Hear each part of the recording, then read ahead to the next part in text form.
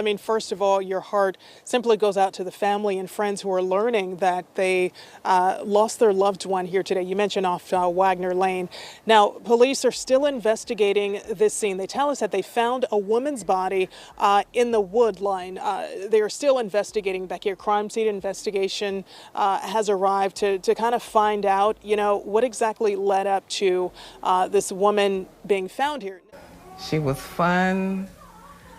She was courageous. A ball of life. Chanti Dixon talks about her daughter Shanty in the past tense. I keep waiting for her to walk through the door, but I know she's not gonna walk through the door. Get you some protection that you're comfortable with. We can't prevent everything, and we can't stop everything, but we can cut it down. When you feel like you gotta do what you gotta do and it don't feel right, don't do it. And I know she was just trying to get home from work. In Indianapolis, Indiana, a family will report a loved one missing on Sunday, September 8th, 2024, after she did not return home from work. What should have been a normal night for the 30-year-old Chanti Dixon was nothing but after she set up an Uber ride around 3:30 in the morning. Shanty would make it to her apartment complex in the parking area, but tragically, she would never make it inside her home. This quickly would cause concern for her family and loved ones, as it was completely out of the ordinary for her not to come home. What ended up coming to light, though, the next day would leave a community devastated and shaken by what was said to have taken place.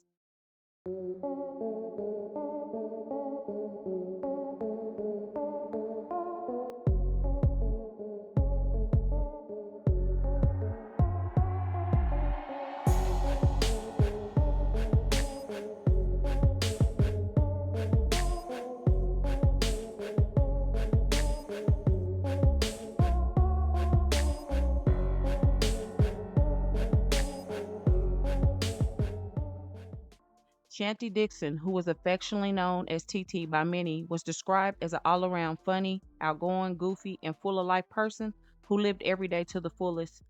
She was the mother of a 13-year-old son who was her golden child and a 9-year-old daughter who she planned to give the world to. She was so proud to be their mother and would do any and everything for them to make sure they were okay. Some years back, she became a dancer and worked in a few places to make her money. Her stage name was Safari Red, and she boasted in confidence in her chosen career. She was well received by many people who came to see her, and the money did not hurt either. She was literally a ball of energy and a woman who loved to get dolled up. Besides being a dancer, she also had an OnlyFans platform that she gained even more admirers from. However, outside of work, she was just a normal mother, taking care of her kids, raising them up, and being their biggest cheerleader. Sadly, all the love she gave them was cut off forever in the early morning hours of Sunday, September 8, 2024. After a long night of working that late Saturday into early Sunday morning, Shanty was not doing anything out of the norm. She had been in her line of business for many, many years, and I'm sure at some point she had dealt with a superfan in the past, as it comes with the territory. However, in most cases, that person generally comes, supports at the place of business, and they know their boundaries. But then you have those people who are kind of sick in the mind and decide that they like what they see and they won't take no for an answer. This appears to be the tragic case for Shanty when she got into her rideshare after she worked that morning. 29-year-old Uber driver Francisco Valadez was the driver who drove her home, and once they got to her place, he allegedly decided he had other plans. Francisco then proceeded to try to get in the backseat to try and have private relations with her. It was said that she declined his offer, but he would not take no for an answer. Words were exchanged, and then Francisco decided to unfortunately take her life, and then he proceeded to do the unthinkable to a corpse.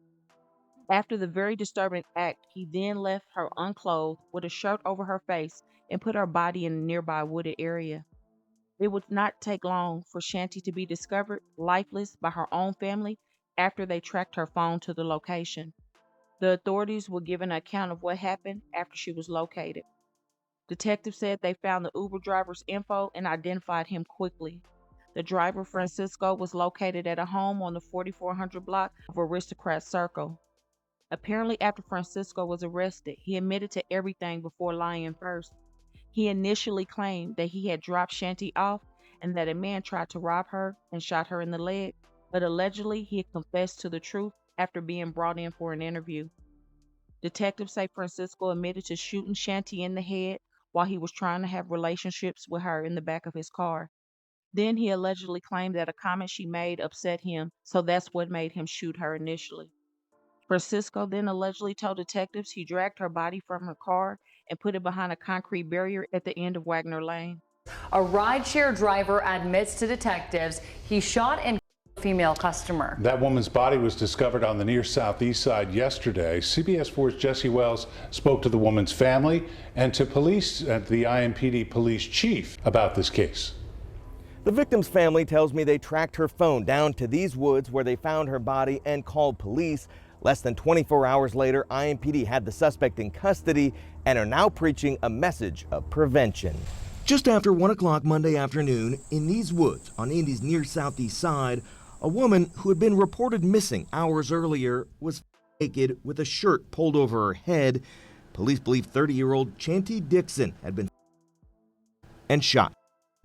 This is just disgusting all around, and it did not have to happen. Police claim a 29-year-old Uber driver, Francisco Valadez, picked up the victim from work early Sunday morning and drove Dixon to her home at this apartment complex just a few feet from the woods where she was murdered. According to this affidavit, Valadez gave conflicting stories but eventually admitted to shooting the victim while trying to have sex with her. After dumping Dixon's body, the suspect confessed he tried to have sex with her again. For people that's out there doing stuff like that man did to my child, because you picked up a stripper at work and you thought wasn't nobody gonna care, we care. And y'all can't do that. One of Shanty's friends says she is hurt and devastated, and that Shanty was goofy and happy and always laughing and was caring. She was a mom before anything and dedicated to her goals. Then a neighbor said she was shocked that the crime against Shanty happened so close to where they live. She went on to say, "We pretty much look out for each other. It's sad. For it to be a rideshare, you're not even safe getting a ride home." Shanty's apartment was just a few feet from mine when they found her body. Horrific. This girl just moved here. She hasn't even been here a week. Sadly, this case is so twisted and sick. To shoot her in the head, violate her body, and then throw her out like trash is pure evil.